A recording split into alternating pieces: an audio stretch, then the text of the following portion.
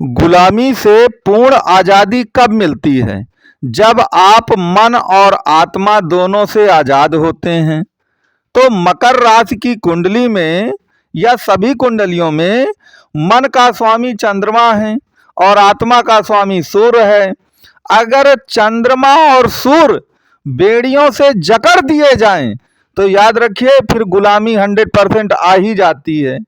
तो सन की साढ़े साती में क्या होता है कि आपका चंद्रमा जो है वह बेड़ियों में जकड़ जाता है, तो मन से आप गुलाम हो जाते हैं। जब मन से आप गुलाम हो जाते हैं तो मन से आप पूरी तरह टूट भी जाते हैं। अब जब आप मन से टूट जाते हैं तो जो आपकी आत्मा है वह भी टूटने लगती है, क्योंकि सूर्य का सबसे परम मित्र है चंद्रमा। आपका कोई मित्र जो बहुत प्रिय हो, मान लीजिए वो गुलामी की जंजीरों में चला जाए तो आप भी कुछ ना कुछ तो मन से टूट ही जाएंगे, क्योंकि आपका परम मित्र जो है। तो शनि के द्वारा चंद्रमा और सूर्य का एक प्रकार से बेड़ियों में जो जकड़ दिया जाता है वही सन की साढ़े साती का परिणाम होता है।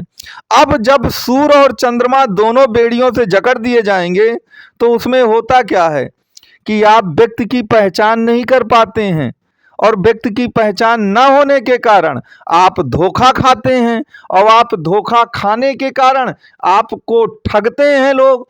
आप याद करिए, जितने भी दुख आपने सहे हैं पिछले 6, 7, 8 वर्षों में, किसी न किसी ने तो आपको धोखा दिया ही होगा। चाहे वह मित्र ने दिया हो, चाहे परिवार के लोगों ने दिया हो, या बाहरी लोगों ने दिया हो।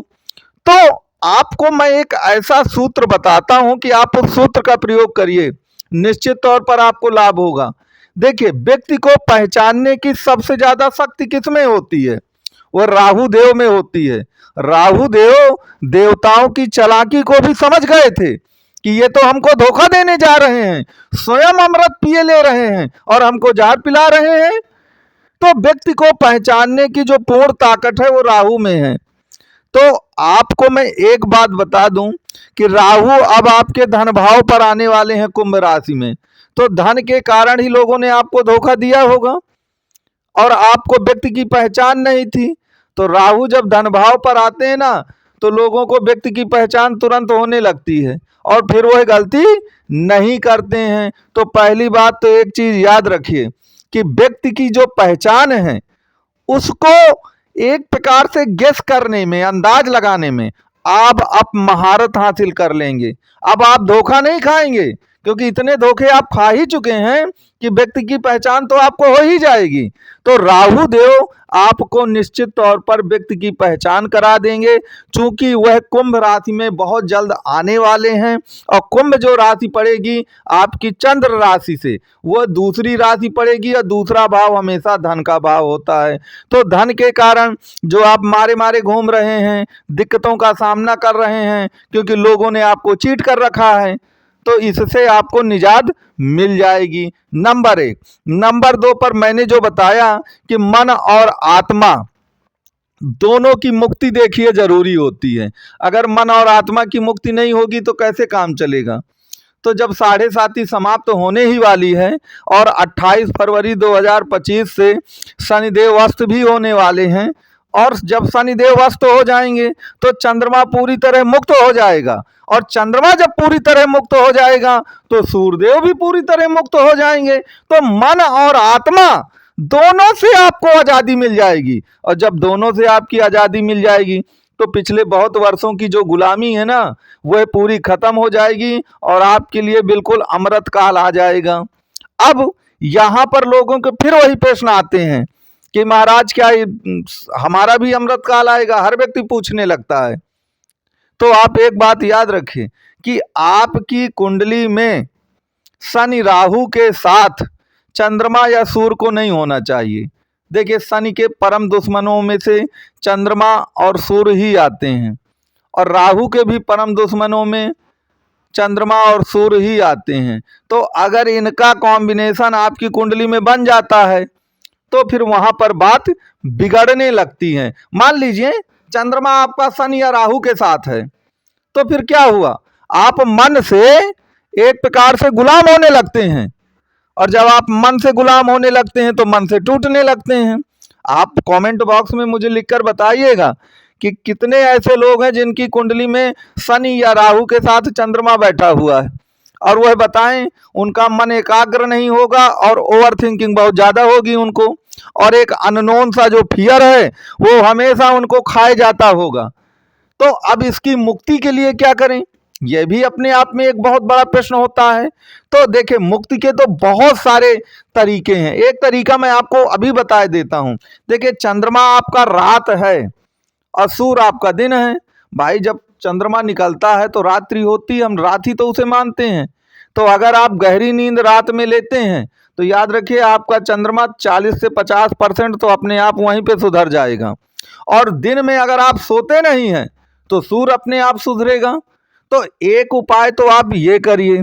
दूसरा उपाय ये करिए कि देखिए, शनि और राहु क्या हैं, ये कुंडली में सब बैरी कहलाते हैं, दुश्मन कहलाते हैं।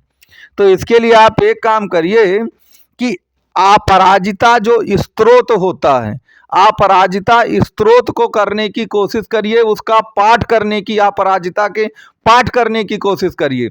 जब अपराजिता आप करेंगे तो अपराजिता आपको नाम से ही स्पष्ट हो रहा है कि आप बिल्कुल पराजित नहीं होंगे, बल्कि पराजित आप कर देंगे।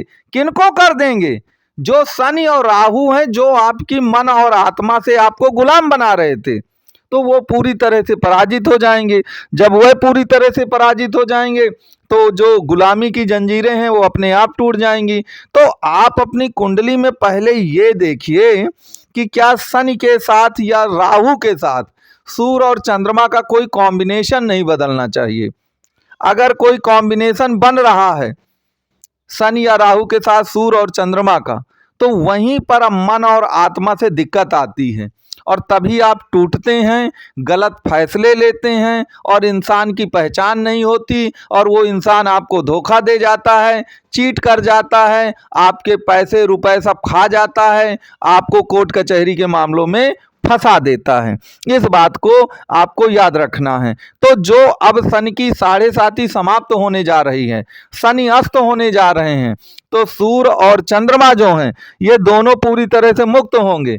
दोनों मुक्त होंगे तो निश्चित तौर पर आपको आज़ादी मिलेगी ही मिलेगी। लेकिन मेरा मूल प्रश्न फिर वही रहता है कि आप अपनी मूल जन्म कुंडली को भी देखिए और उसमें देखिए कि कहीं ये कॉम्बिनेशन तो नहीं बन रहा। अगर ये कॉम्बिनेशन बन रहा है तो आप अपनी कुंडली का जो है वो कंसल्ट जरूर करिए, ताकि उसमें जो उपाय ये निकल सके कि आपको वास्तव में करना क्या है, आप क्या करेंगे आखिरकार। इस बात को आपको ध्यान देना चाहिए। तो मित्रों, ये वीडियो कैसा लगा ये आप ज़रूर बताइएगा, और वीडियो अच्छा लगा हो तो वीडियो को लाइक शेयर सब्सक्राइब जरूर करिएगा। और कुंडली के बारे में आप कोई भी प्रश्न करना चाहें, कुछ भी पूछना चाहें, तो नंबर आपको प्रदान किया गया है। दिए गए नंबर पे आप अपनी कंसल्ट कर सकते हैं, अपनी बात को कह सकते हैं।